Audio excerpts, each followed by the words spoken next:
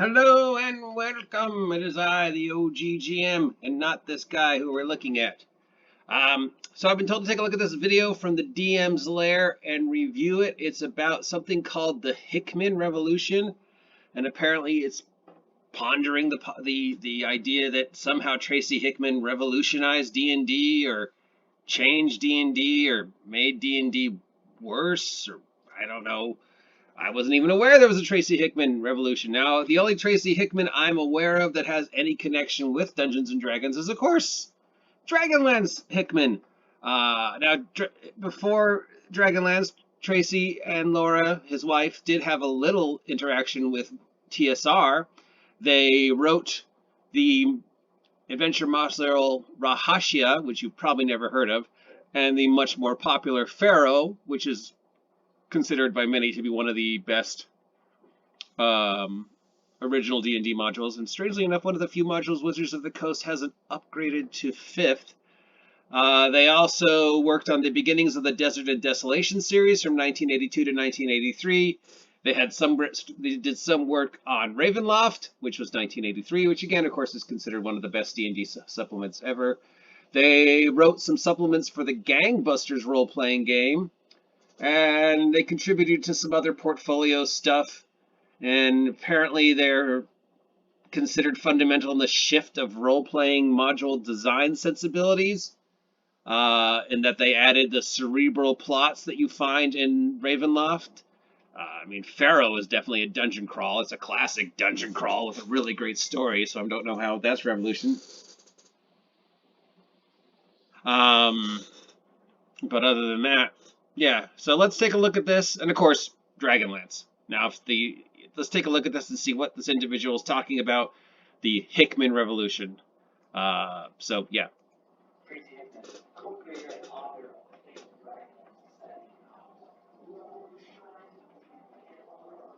Okay, how? No, they, other than Ravenloft, no.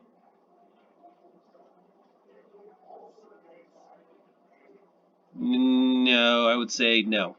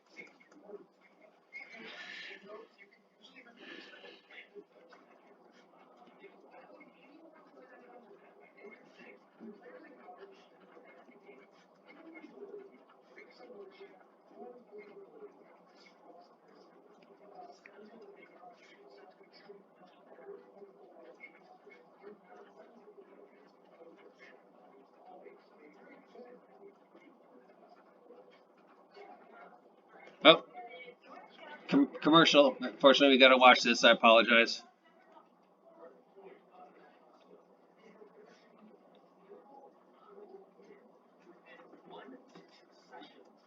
All right, that one I disagree.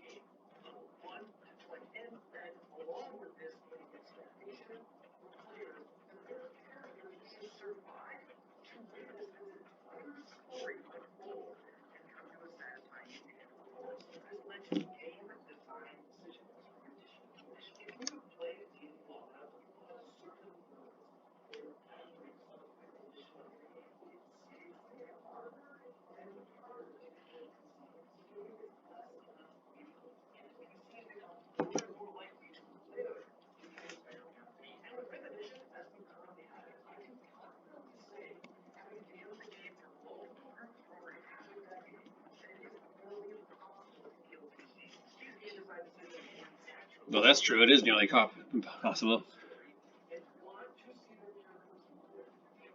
Okay, you're blaming a lot of stuff on Hickman that Hickman had nothing to do with.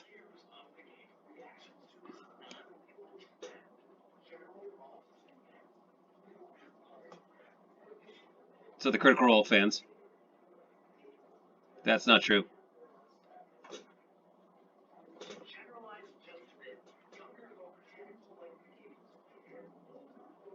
That's not true.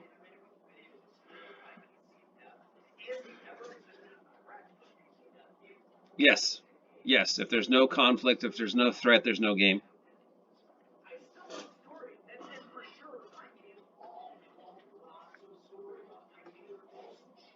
Okay, now he's just talking about himself.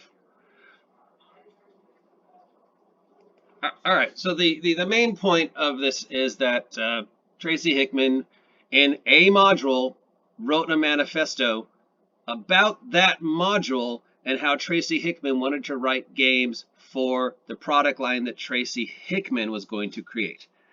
Then the company at the time, TSR, saw Pharaoh, the one module that Tracy Hickman was talking about in this manifesto, and the Desert of Desolation campaign that it would lead to, bought it and got rid of this manifesto. But there's still some copies around that has this manifesto. And we have these 4 points of this manifesto, and apparently there are individuals who blame the current state of D&D and how D&D evolved on this manifesto, even though the manifesto has nothing to do with D&D. It's only referring to what Hickman wanted from his works and the world that Hickman was trying to create, and yeah, stuff. So, let's go through these things. First, Hickman didn't ruin D&D. Don't hold Hickman responsible for that. One objective is should be more than killing, and that we didn't tell stories in D&D until some point in time. Most people argue that we didn't tell stories in D&D until Critical Role came along in 5th edition, but of course we know that's not true. Other people, there's Trace Hickman. Other people would say, that we didn't tell stories until Ravenloft, which again is not true. D&D tells a story, beginning, middle, and end. You go to an inn. The innkeeper says, "There's some noises coming in my basement. Could you go check it out?" The adventurers go, "EP and stuff!" They go down the stairs, they fight the giant rats, they find the secret passageway. The secret passageway leads them to the small temple of the cultists who are kidnapping people from the inn and sacrificing them to the rat god. They deal with that, they return to the inn. They confront the innkeeper, they fight the innkeeper, they discover clues about the innkeeper that leads them to a greater plot. That's a story. That's literally a story. Beginning, middle, end. That's an adventure, which would then lead to another adventure because the clues they found from the innkeeper lead them to the moat house, which then leads them to the Temple of Elemental Evil. That's a plot, and that's a story.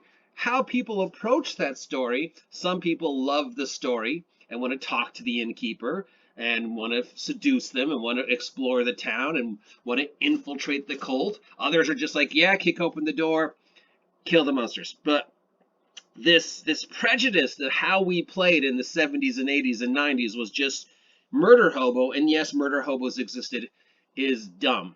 Because you have to remember two things. One, combat was incredibly lethal back in the old days, so that idea of kicking open the door and just killing everything quickly faded away when people realized how deadly the world of D&D was. And second, you got experience points for gold.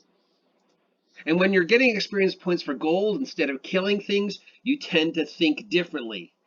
You tend to think, well, I don't have to fight this thing if I'm not going to get any gold from it, and it's not going to give me any experience points. Maybe I can talk to it. Maybe I can work with it. Maybe I can manipulate these series of events to get me the gold that I need to trade in for experience points. So we role played. We role played. I do not know where this idea that of, we only played one specific way until Hickman. And Pharaoh is a dungeon crawl. It is a classic haunted pyramid dungeon crawl. If there's any product that Hickman created that is relevant to storytelling, it's Ravenloft. The second one, about story into play. Again, the idea of telling a story in a Dungeons and Dragons adventure is not original to Hickman. Every adventure from the very first one has a plot. The very first plot was chase this guy into a castle. Oh, we chased this guy into a castle and he summoned a barlog. That was the very first adventure, and there's a story. What did this guy do? Why were you chasing him? Who is he that he can summon a barlog without even thinking about it? That's a story. The third one I completely agree with. Dungeons should make architectural sense. Yes, there is something about the classic mess of the dungeons, where just the random shit that makes no sense. But yeah, that's just not the way the real world works. That's not the way caves evolve. That's not the way people build things. Yes, there are examples throughout history of just, how like you have layers of London on top of layers of London. So if you dig down deep enough, the architectural sense doesn't really make sense because you have buildings on top of buildings and things that were made out of previous things. You see a lot of that in Europe and some in Greece, where just, you have a building and then that building is slowly taken apart because you need the bricks to make a different building, and then sort of the parts of the old building are kind of meshed into parts of the new building, and then there's a fire, and then you build over the ruins of the fire. And so yeah, that's kind of where that idea comes from. And other than that, people just really had nothing to go on back then, so they just randomly created dungeons and then filled it in. But then when you look at it, you're like, that makes no sense. I don't know anybody who says this is a good idea and I miss the crazy random dungeons.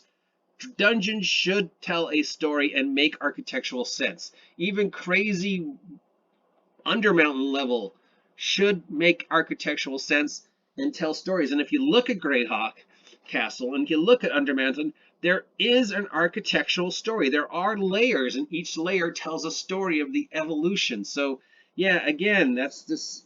I totally agree that they should be make sense, but it's not a new idea.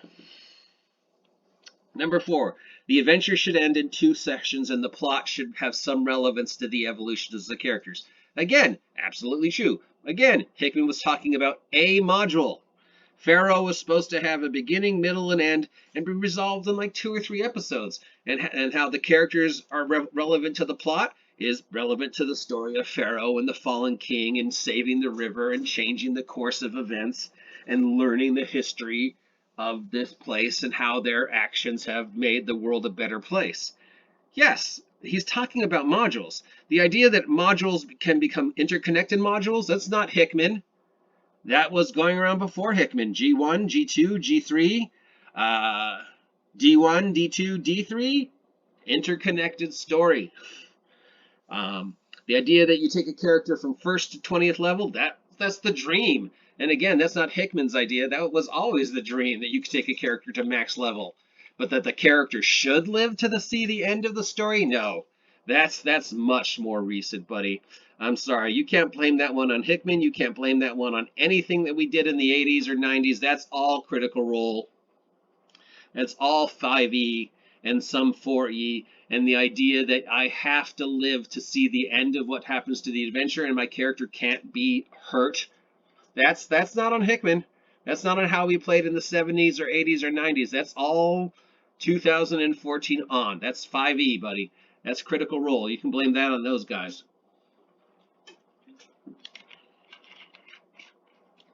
And the idea that that the D&D has to be less lethal, that's new. I mean, 4th was lethal. 3rd was lethal. This whole pampered safety room D&D idea, that's new. That's the last 5-6 years. That's again Critical Role. So yeah, Tracy Hickman ruined D&D. Tracy Hickman destroyed D&D. If anything, Tracy Hickman saved D&D, because when Dragonlance came out, D&D was not doing well, and so Hickman created Dragonlance, which brought all sorts of new people to the Dungeons and Dragons market. It was the Critical Role of its time. Without the Dragonlance Chronicles, that brought hundreds and hundreds of people to the hobby. Otherwise, at the time, what are we talking? We're talking, yeah, 86, 87. D&D was doing bad. D&D was not doing financially great. It was a niche audience. Dragonlance is definitely one of the titles that opened up the idea of D&D to other people besides the small niche group and made it accessible. So if anything, we can say thank you, Hickman. Thank you, Margaret. Thank you, Laura, for creating Dragonlance and giving a world to these people in these series of novels and these series of games that allowed people who might have felt not welcome at the D&D table otherwise to come to the D&D table. So yeah, Dragonlance is the Critical Role of the 80s. It's as important, if not more important, to D&D as Critical Role. So yeah, I don't know how Tracy Hickman ruined D&D or changed D&D, because there's nothing in Hickman's manifesto that didn't already exist. There's nothing in Hickman's manifesto that's original. These are all things that existed before Hickman wrote the manifesto, and the manifesto is only directed towards one specific product that Hickman was working on. We don't know what his plans were for Dragonlance or Ravenloft or Gangbusters or the other stuff he wrote. This is what he wanted the story he wanted to tell in Pharaoh/Deserts of Desolations. And up until now, I have never heard a single person refer to the Hickman Revolution, or that how Hickman changed D&D, saved D&D, ruined D&D. This is the first I've ever heard of this in my 40 some odd years of playing this game. I've played all over the world. I've played with people all over the country, all over the world, all walks of life. Nobody has ever come up to me and said, wow, the Hickman Revolution, huh? I mean, the Critical Role shit, yeah, I'll talk about that and how people talk about that for days and how negative I think that is. But no, I don't know where this is coming from. I don't know why this is a thing. I don't know why you're talking about it now. about a product that was written in the early 80s. Pharaoh is a great module. I don't know why Wizards of the Coast hasn't converted it. Ravenloft, of course, amazing module, and created a whole new subgenre. So yeah, and definitely that sort of introduced the idea of gothic storytelling into D&D. But the idea that we weren't telling stories is just a fallacy, and the idea that you could resolve problems without conflict or combat, again, that's just a fallacy. From day one, from the very first adventure, again, there were multiple ways if the players and the DM saw them and were clever enough to resolve the situation. There was way more role playing back then because our options were limited, so we had to use our imagination more. And it was lethal, so we had to find ways around it. When I'm walking into a dungeon with one hit point and one spell, I'm way more in tune to, okay, how can I keep myself alive? How can I interact with this dungeon to keep myself alive and get the gold that I need to level? So I don't know why this is a thing, but that's my review of the module. Thanks DM's Lair for making this available to us. I understand with your 92.6 thousand subscribers, you got to post your ads and stuff and shill your product and talk about yourself. But I don't know why this is a thing. I mean, other than making people aware of Hickman who might not have otherwise been. Uh, it's starting an argument that I didn't know existed. It's referring to an argument that I didn't know existed. I'm not sure why you're talking about this now when this happened in the 80s. And, if anything, you should be talking about the Critical Role revolution and whether it saved or ruined D&D. That would be much more appropriate. But I guess you can't have Critical Role without Dragonlance. So, yeah. But I reviewed it because I was told I needed to look at it and review it. Want to thank Shadzar for pointing this out to me. Yeah, Shadzar. Until next time, I am your guide to tabletop role-playing game nonsense and stuff, and that's my review. I'll give it a thumbs up for the history and informing people, but again, blame tossing where there is none. Got to give that a thumbs down. So, yeah, I mean, I don't blame Hickman for anything other than thanks for Dragonlance and Ravenloft and Pharaoh. And why hasn't Wizards of the Coast updated Pharaoh to 5th edition? Yeah. See ya!